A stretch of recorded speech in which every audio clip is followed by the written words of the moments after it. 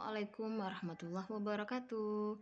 Hai kelas 8, berjumpa lagi dengan Ibu Enji dalam mata pelajaran matematika.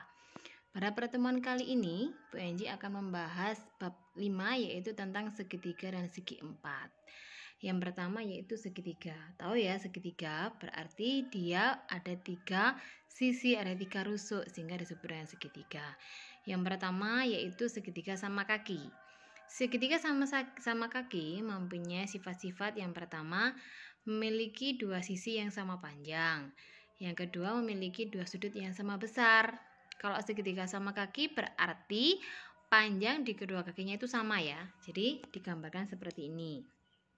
Ya, jadi panjang di kedua sisinya itu sama panjang sehingga dia memiliki sudut yang sama besar. Nah, dua sudut alas segitiga sama kaki besarnya itu adalah sama. Nah, ini ya. Jadi karena ini tadi sisinya sama panjang, maka sudutnya juga akan sama besar. Garis bagi sudut puncak segitiga sama kaki adalah garis bagi tegak lurus alasnya. Jadi garis bagi itu garis yang membagi sisinya menjadi 2 bagian ya. Nah, garis puncaknya ini merupakan garis bagi tegak lurus alasnya. Ya, ini untuk yang segitiga sama kaki. Sekarang kita lanjutkan ke segitiga sama sisi. Kalau segitiga sama sisi berarti ketiganya memiliki sisi yang sama panjang dan juga memiliki sudut yang sama besar. Sekarang kita lanjut lagi ke kekongruen segitiga siku-siku. Kalau yang di bab 4 kemarin kita sudah bahas tentang yang sudut-sudut ya. Sekarang kita bahasnya tentang segitiga siku-siku kekongruennya. Kongruen itu apa sih? Kongruen itu berarti dia memiliki sudut dan juga sisi yang sama besar. Oke. Dua segitiga siku-siku dapat dikatakan kongruen apabila 1. Memiliki hipotenusa.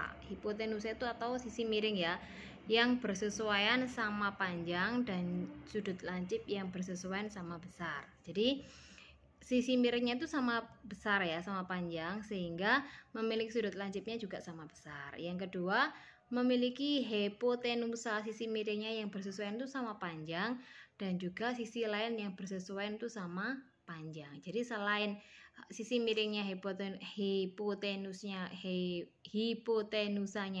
bersesuaian itu sama panjang, maka dia akan memiliki sisi yang sama panjang dan juga sudut yang sama besar. Itu baru dikatakan bahwa kedua segitiga siku-siku memiliki kekongruenan. Kongruen ya.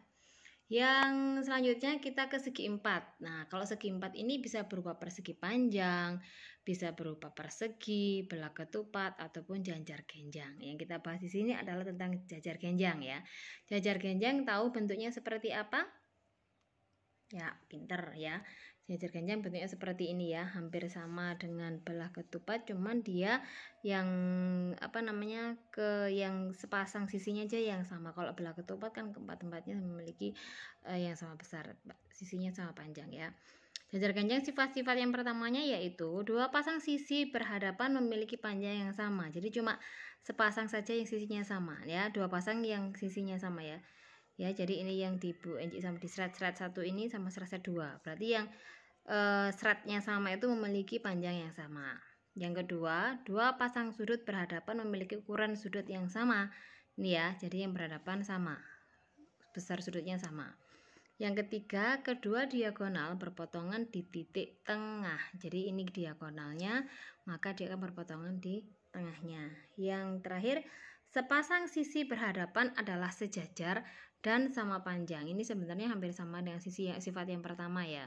Jadi yang berhadapan kan memiliki sisi yang sama panjang ya. Dia kan wis podo berhadapan, sejajar, nah dia sama panjang juga.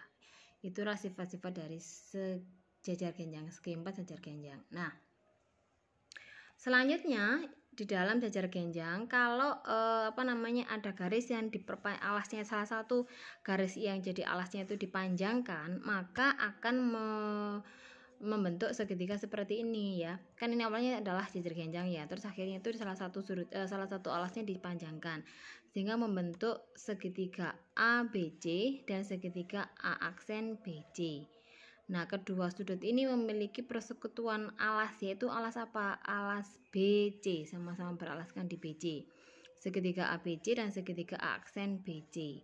Karena dia memiliki alas yang sama-sama BC-nya, berarti kan panjangnya sama. Maka luas segitiga ABC itu pasti nanti sama dengan luas segitiga aksen BC. Oke, untuk tugas pertemuan kali ini cukup singkat saja ya.